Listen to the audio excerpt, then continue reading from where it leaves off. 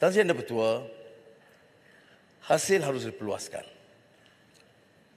Malaysia merupakan negara ketiga tertinggi di dunia untuk subsidi petrol. Harga petrol RON 95 kita adalah di antara termurah di dunia dengan kadar RM2.05 seliter.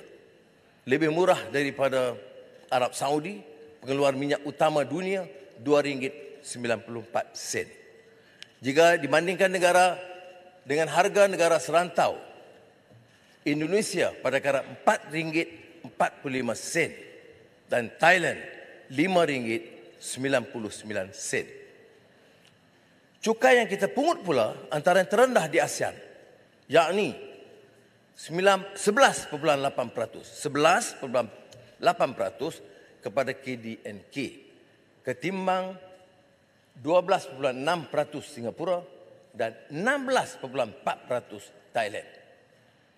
Maka sebagai langkah peningkatan mutu perkhidmatan dan bantuan kepada rakyat, Kerajaan Perpaduan bertanggungjawab meluaskan asas hasil.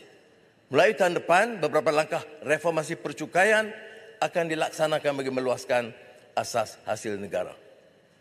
Dengan maksud mengelakkan daripada bebanan ditanggung oleh rakyat. Perimbangan ini sangat sukar tetapi terpaksa dilakukan untuk meningkatkan hasil, mengurangkan subsidi tapi tidak membebankan rakyat. Kerajaan bercadang untuk menaikkan kadar cukai perkhidmatan kepada 8% ketimbang 6% sekarang.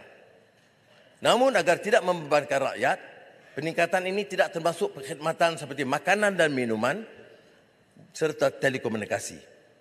Kerajaan juga akan meluaskan skop perkhidmatan bercukai meliputi perkhidmatan logistik kekal 6% dan selainnya pembrokeran, penaja jaminan dan kelab-kelab karaoke.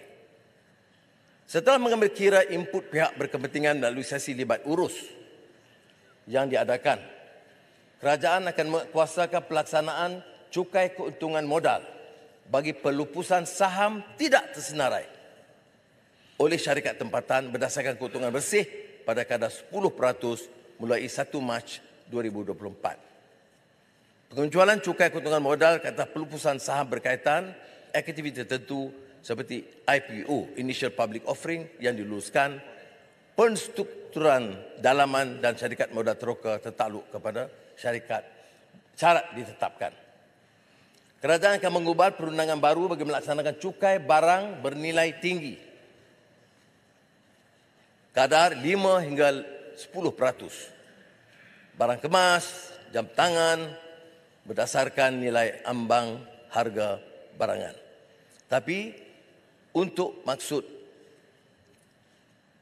menggalakkan pelancongan, ia tidak dikenakan kepada pelancong dan beberapa peraturan diperkenalkan supaya pelancong boleh mengutip pulangan cukai itu sebelum berlepas keluar negara. Yang di-Pertua, Malaysia perlu seiring dengan perayaan pencukaian antarabangsa, iaitu mengekang aktiviti penghakisan asas cukai dan pemindahan untung ke negara yang mempunyai kadar cukai yang rendah.